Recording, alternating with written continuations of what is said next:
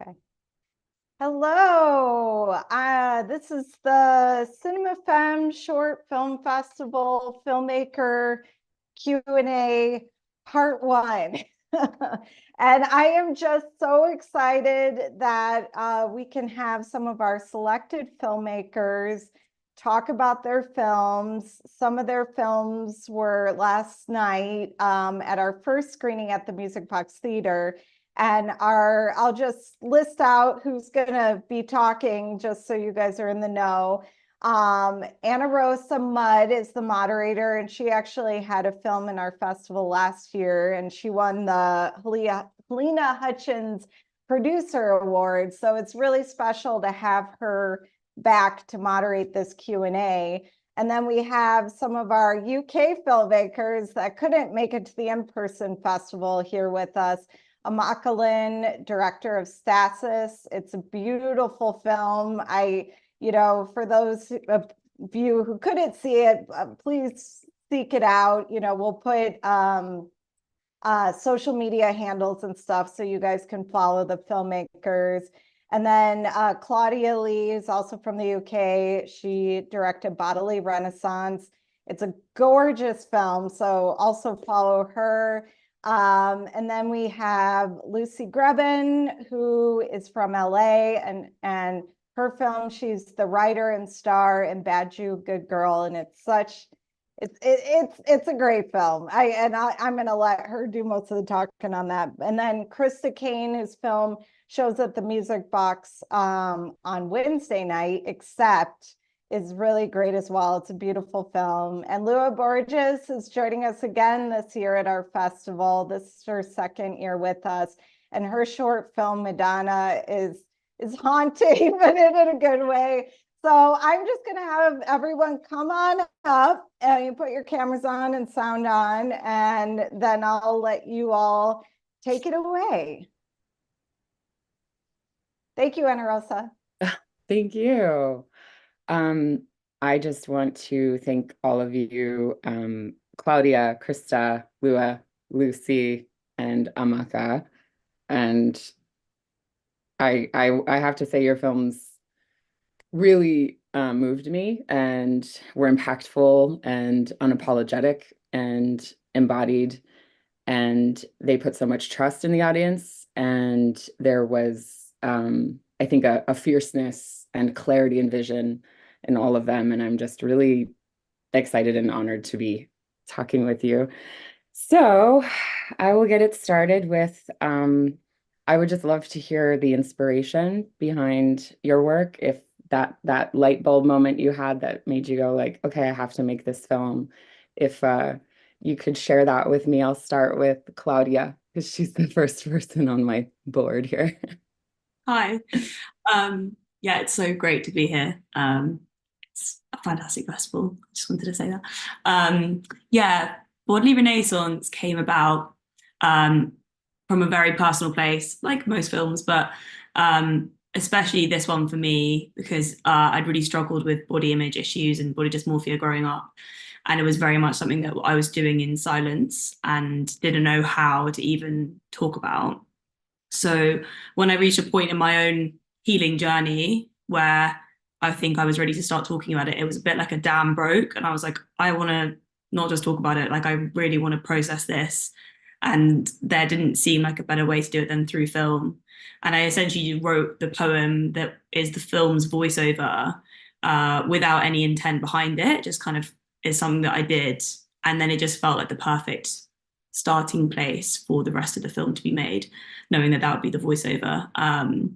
And Renaissance imagery and like the presentation of female bodies through that movement of art always captured my imagination growing up, because it was one of the few places as a young person where I was seeing like an alternative body type in like the mainstream. And I was just always really mind blown by it. And even though it's a fundamentally male approach to this presentation of female bodies, it was important for me to reclaim that. And there was elements of how we approached presenting this Renaissance image that was not through the male gaze. And there was like, reclaiming that through having the performer always like look to the camera, which is never something that happens in Renaissance art. They always look away, and having an all-female crew and all of this stuff that felt really important. But yeah, those were like the springboards for the rest of it to kind of come about for me. Yeah.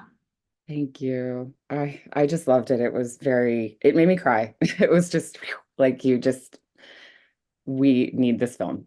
Thank you for making it. I'll go to Amaka next, and please let me know if I'm saying your name correctly. Yes, it's Amaka. Amaka, thank you. Share your inspiration with us. Yes. So thank you guys so much for having me. I feel really honored to be part of this panel discussion. Yeah, so the inspiration for Stasis was very much just thinking about just moments in life where you feel very stuck, and just the repetition of trying the same thing over and over and over again, and just the power of kind of transformation. The inspiration came, I really love music, and I really love like scores and stuff. And so I started during kind of the lockdowns, listening to kind of like a lot of experimental music. I listened to kind of, I don't know how to describe it, but I think it was in the 70s, they recorded like some of the planets, like what the planets would sound like. So I kind of listened to things like that, and just this idea of like this feeling of feeling stuck, and mixing that with like sci-fi and horror, and imagining kind of a space or a world where time is at the same time fluid but very kind of repetitive. And that's kind of the idea of where Stasis was birthed from, this idea of transformation and change.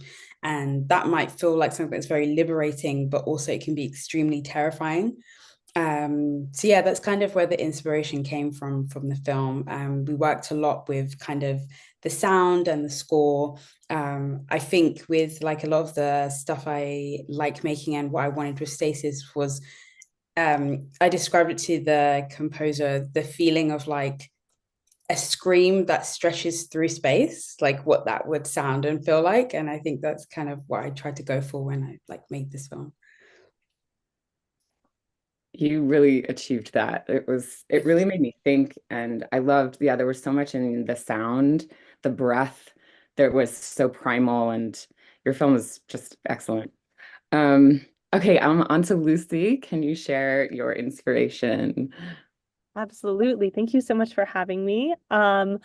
Basically, I'm a Jewish girl from Jersey, and there's just been a lot, I think, in the media as of late, for however long, there's been like representation of Jewish culture, and it's not always been done by Jewish actors or writers, whatever it is. And it was something that, like, if you were around me, I was always complaining about. And I just I had a Yom Kippur, which is like what the film centers around, where I just like, it's the day, it's like the most Jewish, like holy Jewish day where you don't eat. And I just remember feeling so like, well, I had ultimately the question of, am I allowed to masturbate on this day as well? And when you don't eat all day, and you're going through any sort of heartbreak, loss, whatever, like that's all you think about all day. You can't eat, you can't drink, whatever. And maybe you can't masturbate. And so I just like had this idea, like, what does a girl do? Like, I had just read My Year of Rest and Relaxation. And so that was kind of an inspiration as well. And so I sat down and I kind of just wrote a day of Yom Kippur for a girl like me, Jewish girl like me. And a bunch of friends were like, you should make this. And it felt really good, because I was like, you know what, I do kind of complain all the time that the Jewish stories are being told by sometimes the wrong people. And so what better way to combat that than make something myself that felt true to me. That's so powerful. And you do get, like, I loved how intimate your film was. Like, it really felt like this is your experience of your culture, your faith. And like, it was such a like slice of life, and so personal, and it totally achieved that. Sorry, I'm fangirling on all of you. I loved your films. Okay, I'm gonna go to Lua next. Hi, thank you, Cinema Femme, for having me again this year. It's a true pleasure. So for Madonna, I feel like the inspirations kind of drew from different sides, because the story was co-written by me and the cinematographer. And I apologize for my text messages coming through. I was trying to mute it before. And the story, the plot itself, came from the feeling of grief that my cinematographer had for his grandfather and his mother, and just dealing with family grief in general. And I came into and took that sort of general motif and made it into just the passage of dying, not so much like death itself, but the passage itself of the moment of death.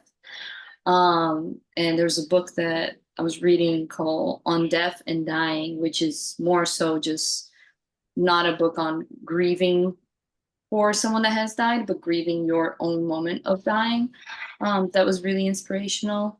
And at the time, we were both really inspired by the silent 1920s French film, The Passion of Joan of Arc, because it's a very impactful film about like a religious passage, but it's all silent. And we were inspired to like create something, tell a story that is religiously inclined, but not like romanticizing something, but just taking that as inspiration for like a silent film. And then just inspired too by like the stillness of Bergman films as well, I feel like. There was such incredible scope in your film. Like I felt this epic, like how you were able to craft that story with no language and sort of magical realism, and everything you did was I thought it was like there was such trust in your audience. And I know it was kind of in an experimental maybe genre, but it was so clear and so thoughtful and beautiful. And the end, I loved how you had that quick like nod to your crew and stuff. And then that just was like, oh, it was like a little love note to film.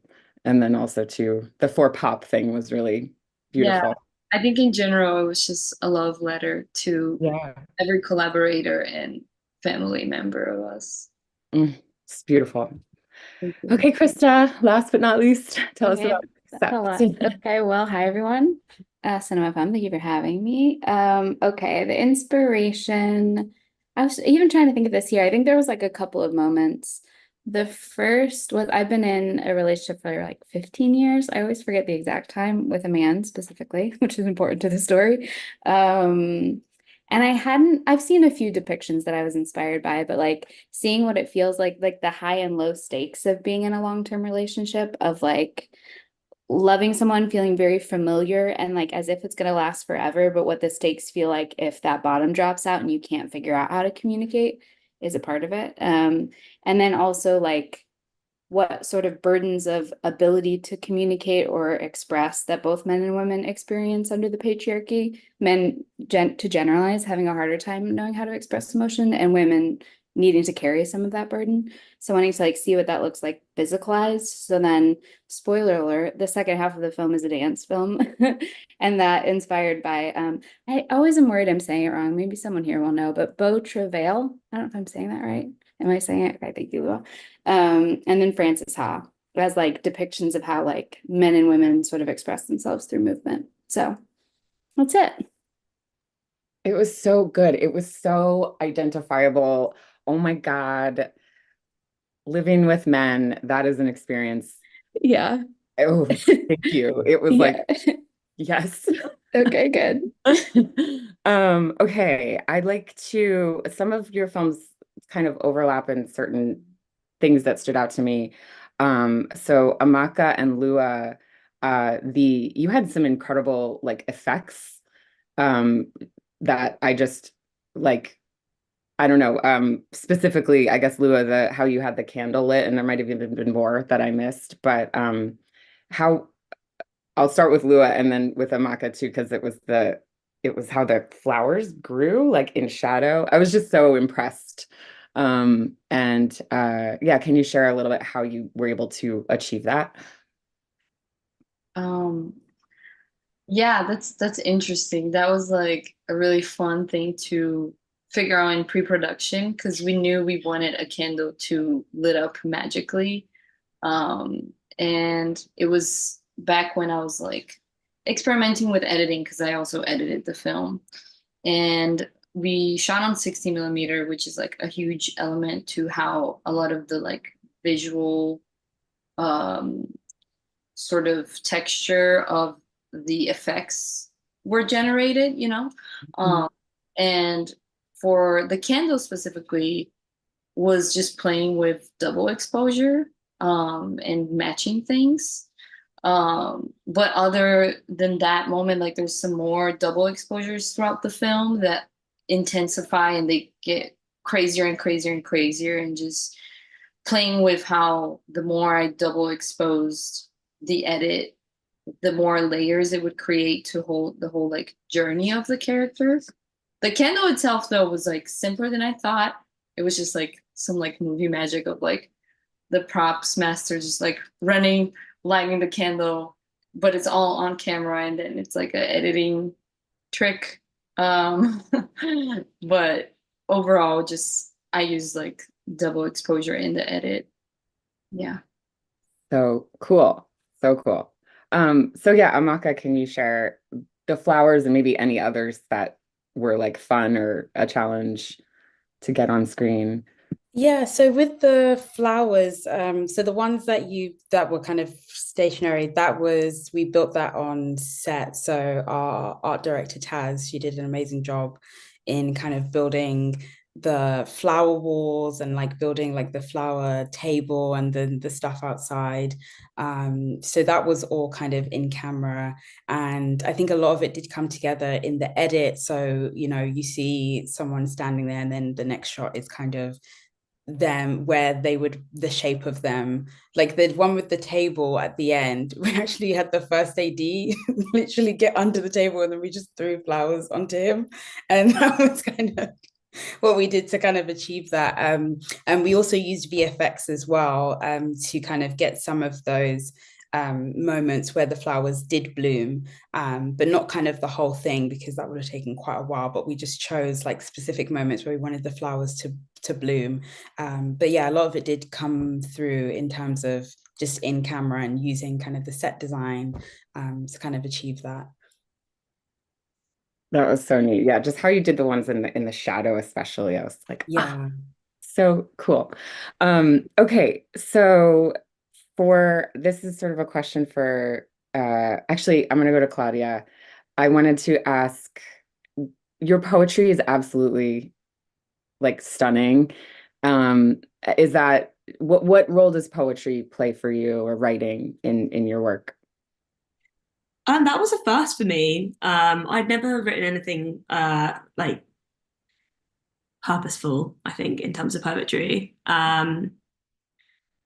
I really enjoy words and I enjoy writing. But I'd never really seen myself as someone that was like a poet or wrote poetry.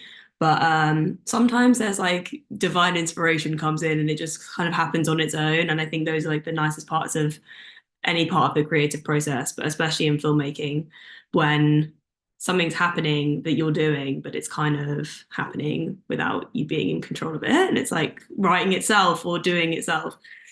And yeah, I really enjoyed the process. And I was kind of also half asleep lying in bed one night when I first started thinking about it. It was kind of phrases and ideas that were kind of encapsulating my experience. And rhyming is just like really fun. I'd really recommend, especially a rhyming poem, not something it was just an absolute riot. I started being like, what's going to work? Where are these words? How do I make it all come together? And then, yeah, it was an interesting first time for me, but I definitely will keep doing it, I think, in the future. Please do. I think too, poetry is so, I remember they said this in like acting school, but like poetry is so physical.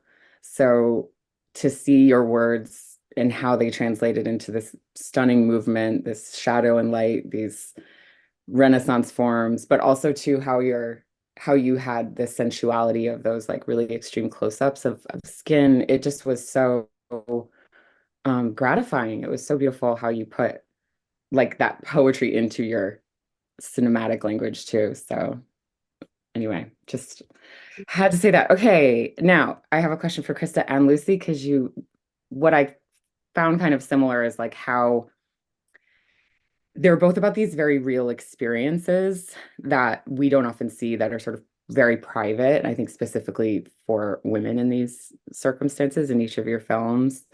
So I'd love to know like what was exciting or maybe scary to be like, I'm putting this on, like this is going to be in there.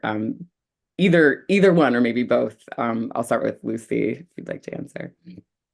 Yeah, it was exciting.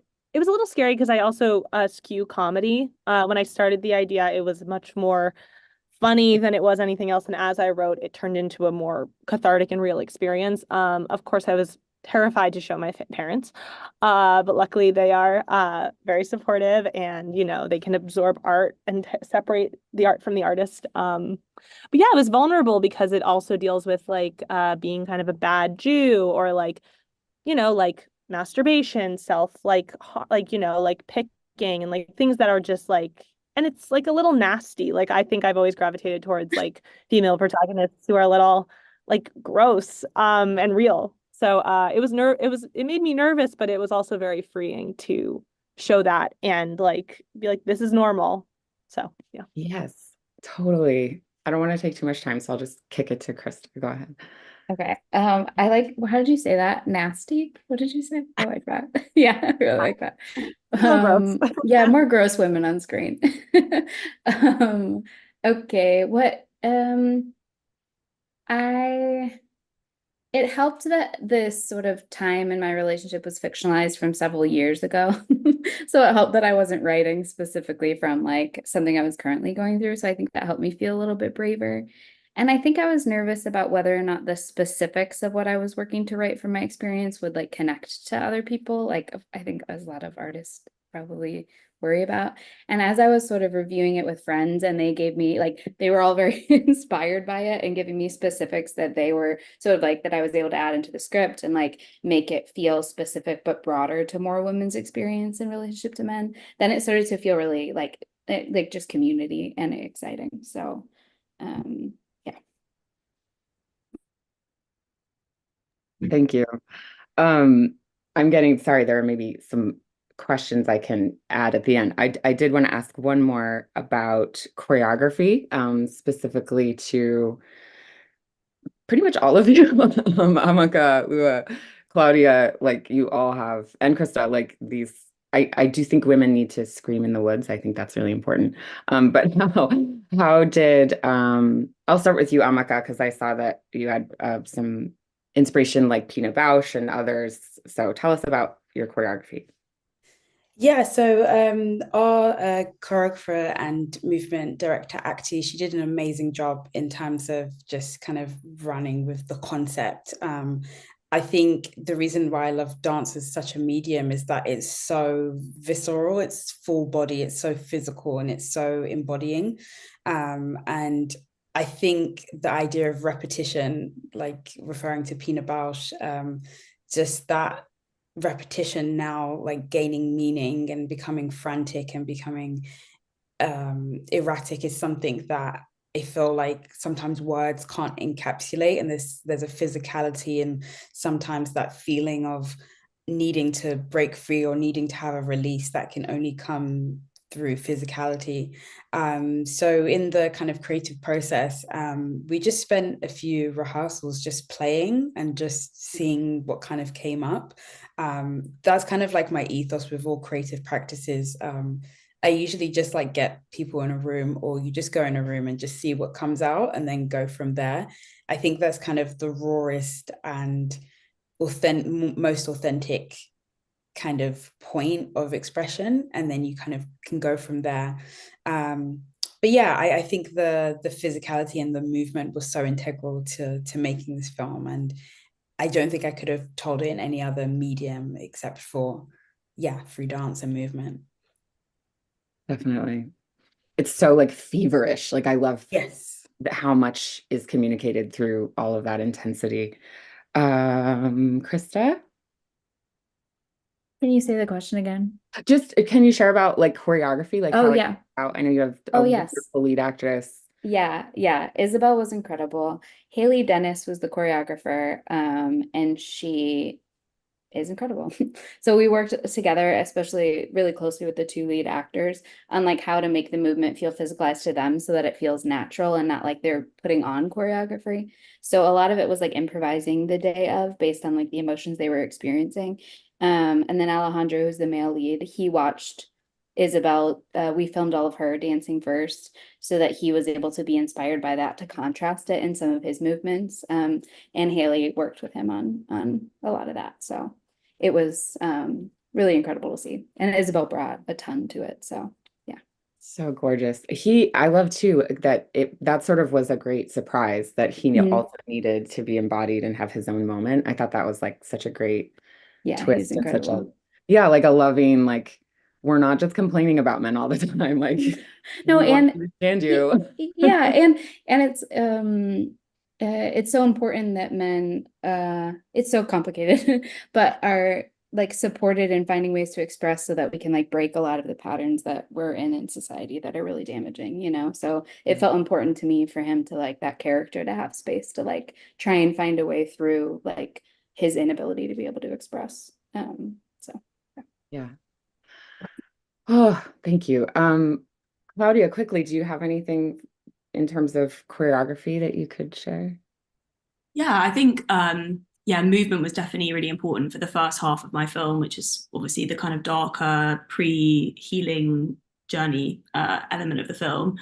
And I think the aim of that half of the movie was very much to just try and visually represent body dysmorphia in camera. And part of my experience of that had been like often feeling quite like inhuman and grotesque, and like when you look in the mirror at your reflection, it's crazy how far your mind can go to kind of warp the view that you have of yourself as a human being in the mirror.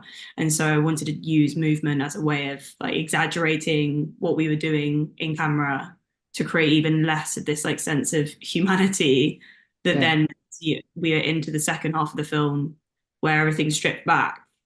You're able to really understand and appreciate like the form of herself without the shackles of all of that like physical stuff being on top of her, and using that with the additional like the mirror sequence for me is like my favorite part of the film, because the mirrors are doing a lot of work to distort her body anyway, and Jess just like absolutely lost herself in the moment, and we had like some kind of weird music playing, and it was the first moment in the whole day where every single person on set was like completely focused on what was happening as we were rolling, and you can hear a pin drop, and she was crying like underneath her like face like mask, and it was such a moving like amazing moment for me, and yeah, hats off to Jess because she literally just went for it and like beautiful. Truly. Do you all have a few extra minutes? Because we have some audience questions I'd love to get to. Yes. Okay, great. I'm just going to dovetail on that, Claudia, because there's a question. How did you find your amazing lead, Jess Temple?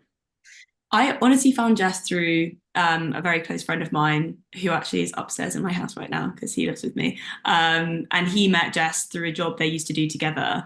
And she's the most visually arresting, stunning, individual you'll ever meet. When her hair is like this long red hair, she's so pre-Raphaelite looking, and she's in just a very intense and intelligent, intellectual, artistic person who it just felt like a good fit. And I wasn't sure if she was going to be interested in being on camera because she's more someone that does creative stuff behind camera and in other elements of the arts. But it was just a really lucky moment where it all came together so well. And I think she's discovered something in herself right from doing that, that she is now doing like more modeling and film stuff as well. So yeah, it was just a lucky moment. Wonderful. Oh, I love hearing that. This one, I have a question for Lucy. Okay, wait, hold on. The messenger. Oh, okay. The message you receive when you get no results found, Yeah. like when you Google. Yeah. So funny. Are there maybe even just if you could just share that moment with us because it's great. And also, are there any comedic artists you would cite as inspiration? Yeah, that moment is based in truth. I couldn't, the first time I did it, nothing came up. And then I tried to recreate it and like it was crazy, but it did happen. I was really laughing about that because I was like, what? And then I found an article one place that was like, and it was a whole article about women masturbating on Yom Kippur, and then I could never find it again. So I wish I would have literally copy and pasted it into my film, but I lost it, which maybe was for the best. Who needs to read all that? My my inspirations comedically are a lot of funny Jewish women. I mean, you maybe see in the film one of my best friends, Sophie, did set deck. She was the production designer, and she had a photo of Gilda Radner on the wall. She's one of my inspirations. Sarah Silverman, Sally Field, Julie Louis-Dreyfus, just like classic, like funny, neurotic girls. Yeah. It was nasty. Yeah. No, I was gonna say too, I loved the like boobs.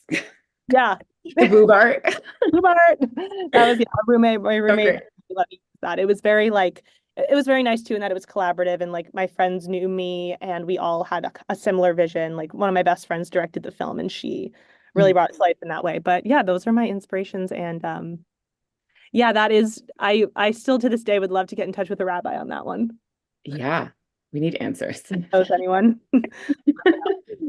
And also, yeah, shout out to Annika. I saw her film last year at the festival and she's just brilliant. She's so great. So, woo.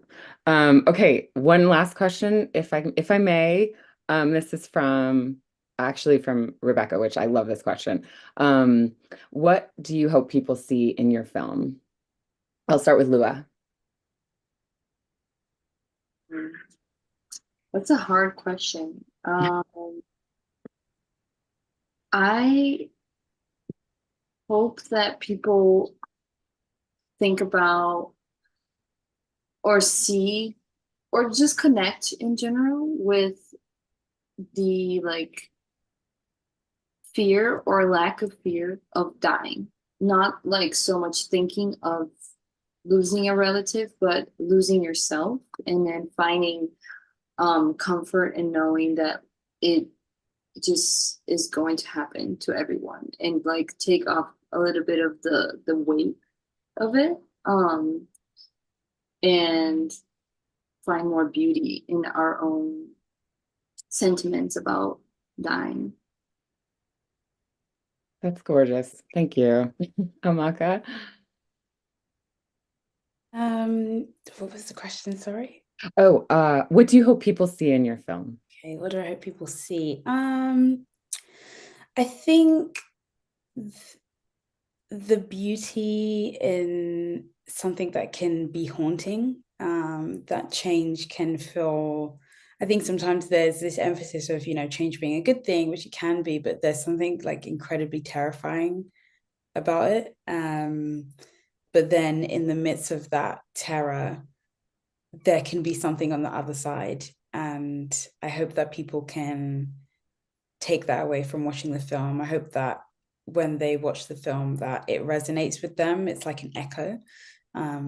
So I hope that can resonate with people after they watch the film.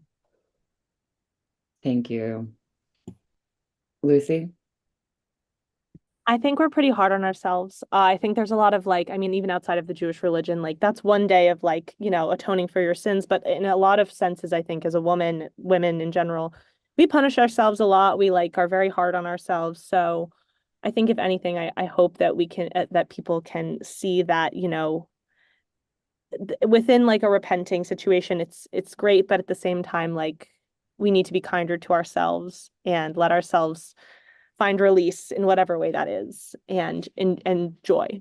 So, and I hope it makes sense to people who aren't just Jewish and it just, the feeling of loss and being hard on yourself, that kind of thing. Absolutely. Krista?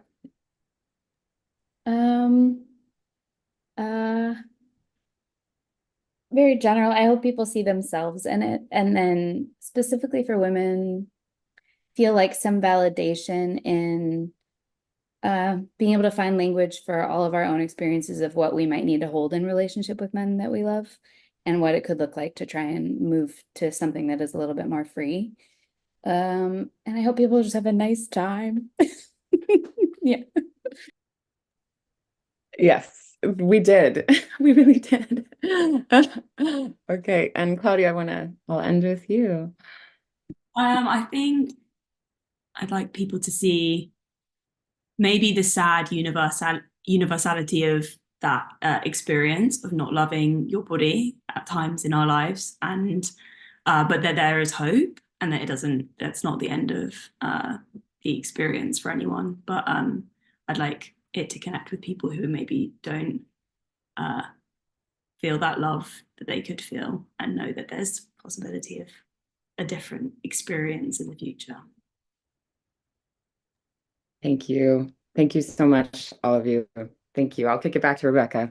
Yeah, I mean, that's amazing. And I was thinking most of you haven't, well, not, yeah, kind of most of you haven't seen each other's films. So I will change that. I'll let it be possible for you guys to watch, and then you could go back to the Q&A and be like, oh, I get it now. But anyways, I just want to thank you all for coming, and we are having our next filmmaker Q&A at 8 p.m. Central tonight, and we have two filmmaker Q&As tomorrow, one at noon. Zoe Worth, who's a producer, she produced Thelma that came out at Sundance this year. She's going to be moderating. The 8 p.m. one today is going to be moderated by Gabriela Ortega. Claudia, you might remember her from the first film edition, film festival edition. And then we also have a one at 8 p.m. with Tiffany Tennell moderating, and she was she was a part of our festival for the last edition. And yeah, it's just a big happy family now, which is great. So you all have a great rest of your day. I feel so honored that we can screen your films at our festival, and yeah, take care. Thank you.